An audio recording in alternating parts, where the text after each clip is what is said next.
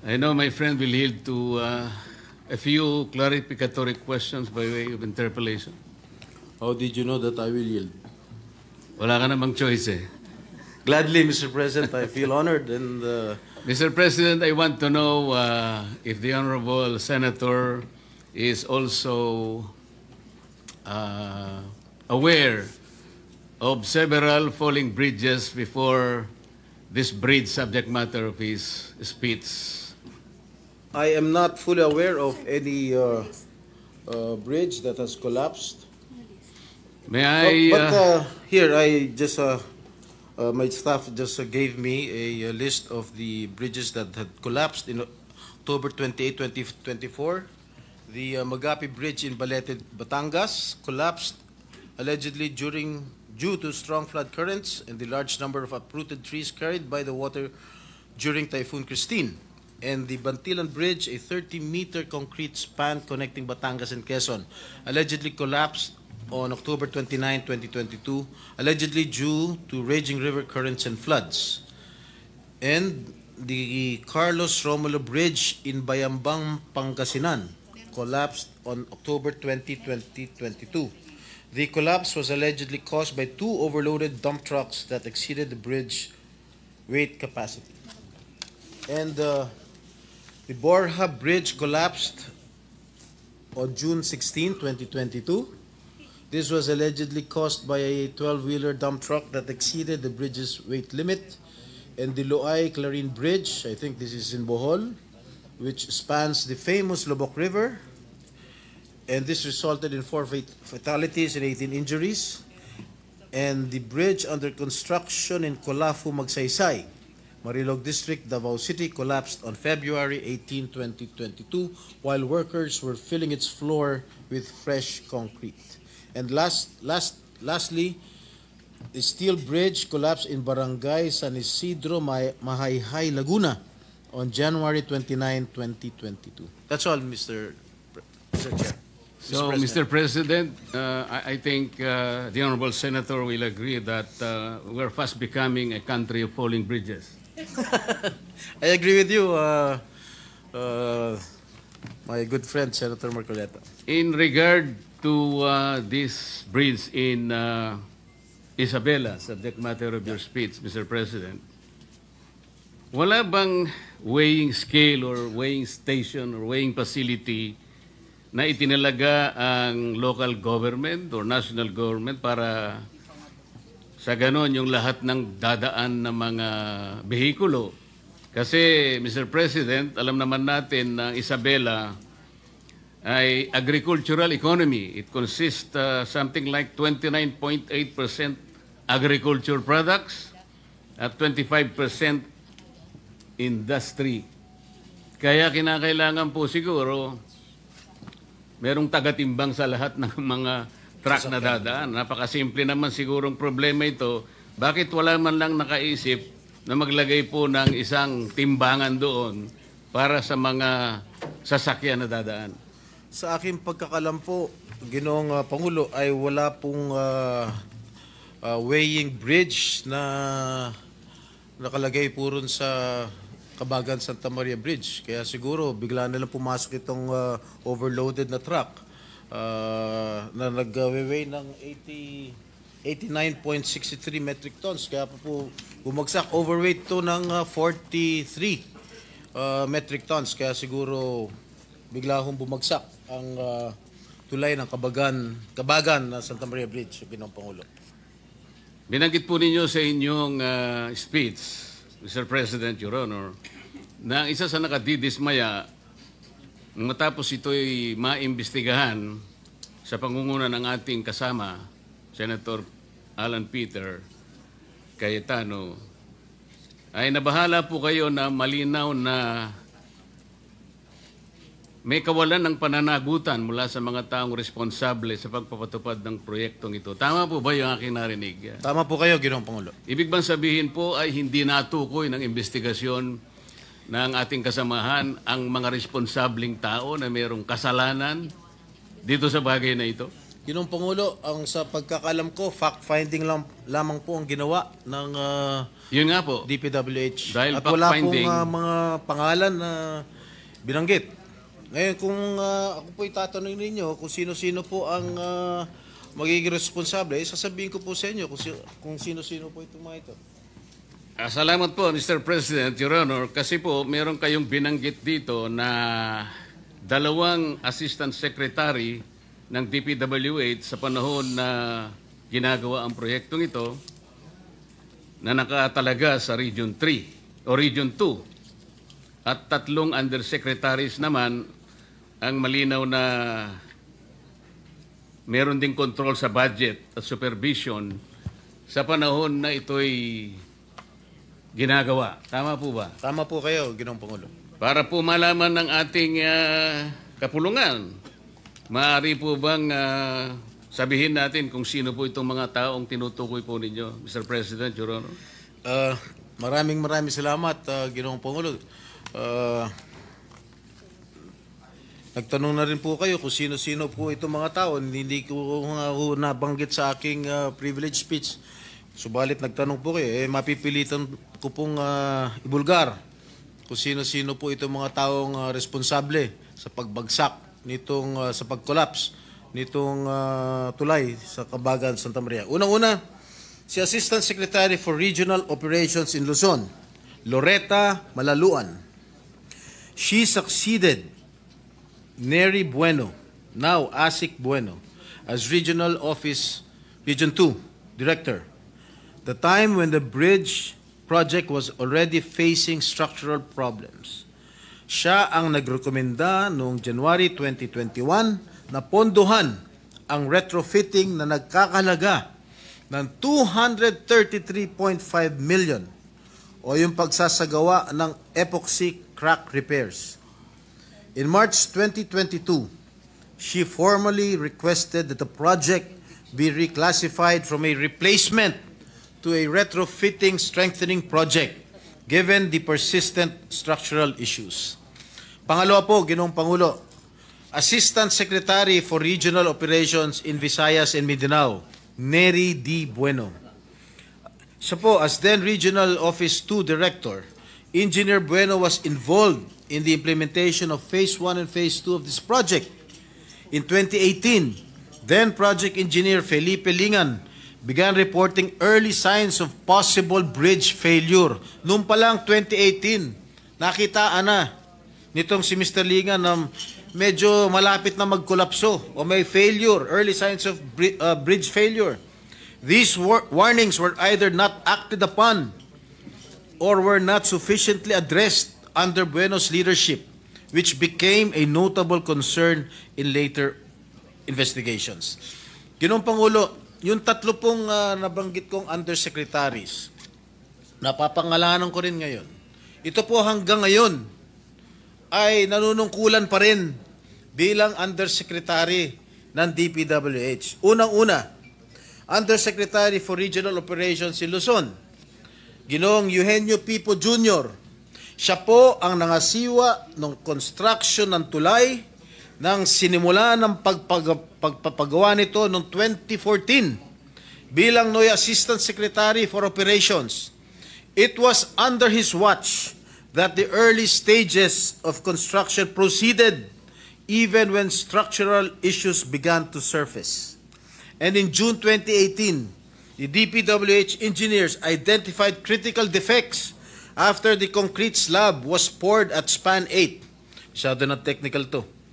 Among the most alarming were sheared bolts and shifting columns, clear indicators of serious design and construction flaws. Yet, despite these warnings, construction continued with no decisive intervention from Pipo's office.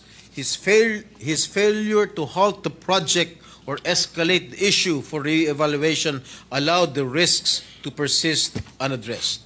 Pangalawang Undersecretary for Regional Operations in Visayas and Mindanao, Ginoong Ador G. Canlas.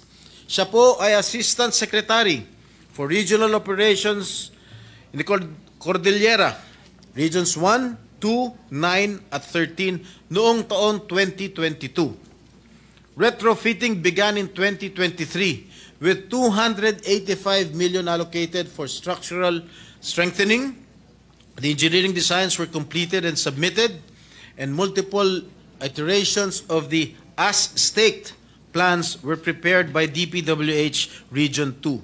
And during this phase, Undersecretary for Technical Services Ador Canlas became directly involved. He approved key engineering plans on December 19, 2023, and later a revised retrofitting plan on May 22, 2024. These approvals were crucial in authorizing the construction activities intended to stabilize the bridge. And lastly, Mr. President, Undersecretary for Planning Service and Public-Private Partnership Service, Maria Catalina Cabral. Ang kanyang opisina ang nag-aproba para pondohan ang isinagawang kontrobersyal na retrofitting ng tulay na dapat ang kontraktor ang gumastos dahil nasa ilalim ng warranty period. Dahil dito, gumastos pa ang ating gobyerno ng karagdagan na 400 million pesos. Ang halagang ito ay 50% ng original contract price ng tulay, Ginoong Pangulo. Yun lang po, Ginoong Pangulo. Mr. President, tatlong undersecretaries, ibig bang sabihin ito, may basbas ito sa kanilang secretary, Mr. President? Well, that sa aking palagay, command responsibility po yan. Hindi naman po kikilos itong mga undersecretary kung wala hong basbas ang namumuno.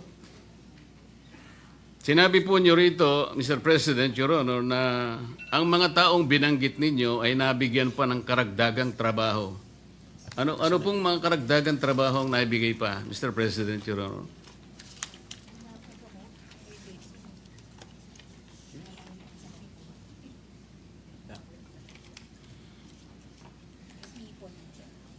Habang binabasa po ninyo yan, karagdagan sigurong impormasyon, Mr. President, mayroon po akong nabasang isang parang briefing na dalawa po sa binanggit yung undersecretaries parang nagkaroon po ng pagbabago, atas ng panibagong katungkulan, nagmula mismo sa tanggapan ng DPWH. Tama po kaya yun? Tama po Mr. kayo, President, Your Honor? Tama po kayo, Ginoong Pangulo.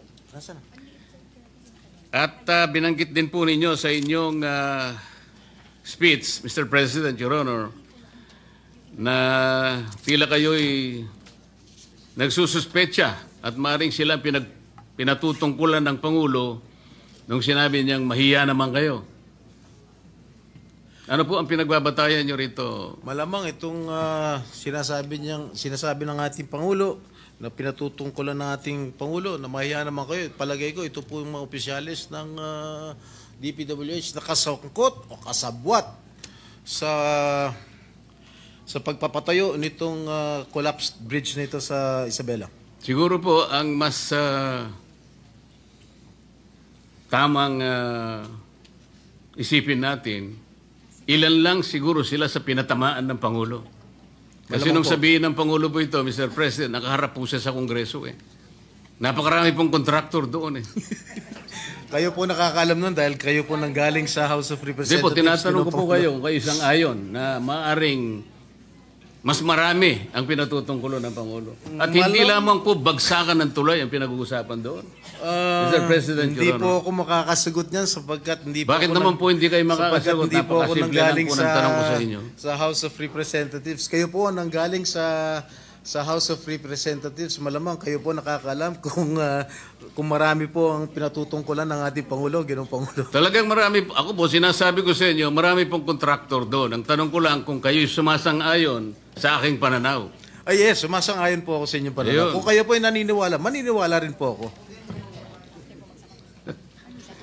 Mr. President, Your Honor, di ba pangkaraniwan pagka meron po tayong itinatayong isang infrastructure, lalong-lalo na po yung mga vertical infrastructure, malimit po nating nakikita, nakatabi po yung meron pong parang banner yung, anong tawag doon? Yung COA. Merong billboard po ang COA. Billboard. na kung saan nakalagay yung ilang mga detalye, pangalan ng proyekto, Minsan po pangalan po ng politiko nandun. yung halaga ng proyekto, yung description hanggang saan, di ba? Yung contractor kung sino yon. Pero nananatili lang na isang billboard. At hindi naman nagkakaroon ng updated report ang COA kung ilan porsyento na halimbawa after a while ang natatapos. Nananatili lang isang billboard na akala mo nagbabantay sa project. Tama po kayo. Kaya ko po tinatanong ito, Mr. President. Nangyari po ito sa Misamis Occidental. Nagtayo ng isang irregular na proyekto. Sa pondong-pondo pa lang, Mr. President.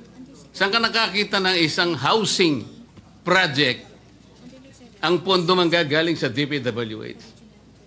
So, nung tanungin ko po yung auditor, sapagkat sila naman dapat nakabantay sa lahat ng proyekto, alam mo ba ako ito na nanggaling sa... Hindi po. Alam mo pa rin ba ako na yung titulo na pinagtayuan ng project na yan ay hindi pag-aari ng syudad? Hindi rin po. Wala ba kayo akong pakialam? Dahil kayo po ang security guard ng pera ng gobyerno. Nakikialam po.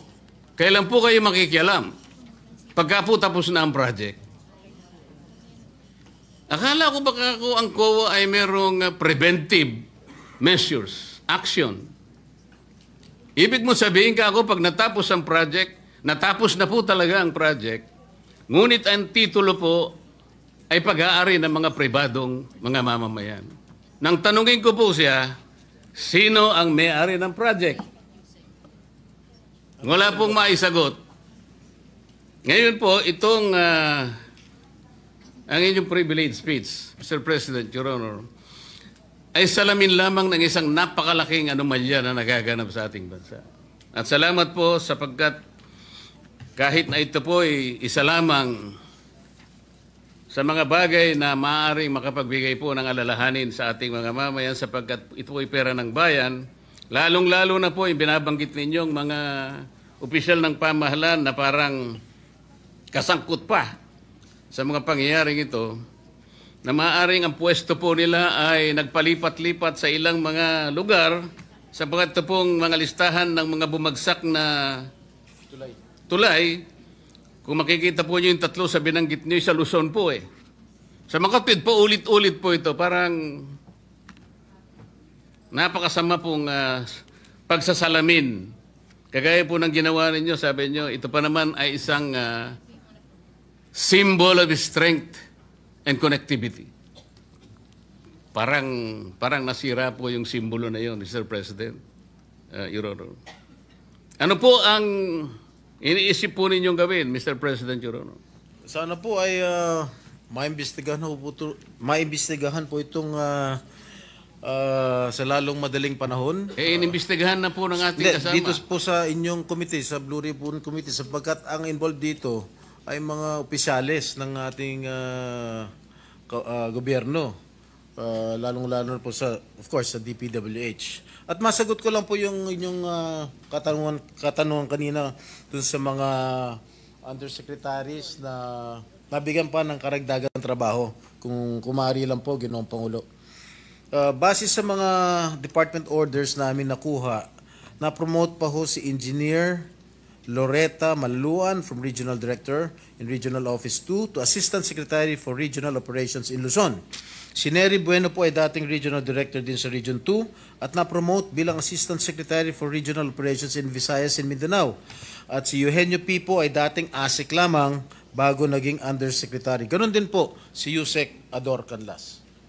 Salamat po sa impormasyon, Mr. President, Your Honor. Meron po kayong binanggit na retrofitting.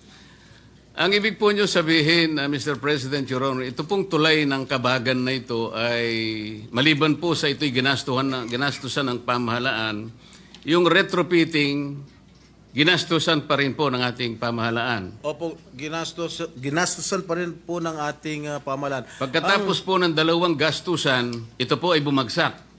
3 gastusan, hindi lang 2. Tatlo nga po. Ang retrofitting po, ang ibig sabihin po ng retrofitting, para sa pagkakalam ko, hindi po ako inhinyero, no? Sa pagkakalam ko, is to strengthen the structure, Ginoong Pangulo. Pero gastusan na ng gobyerno ang retrofitting, bumagsak pa rin after so many weeks. Kaya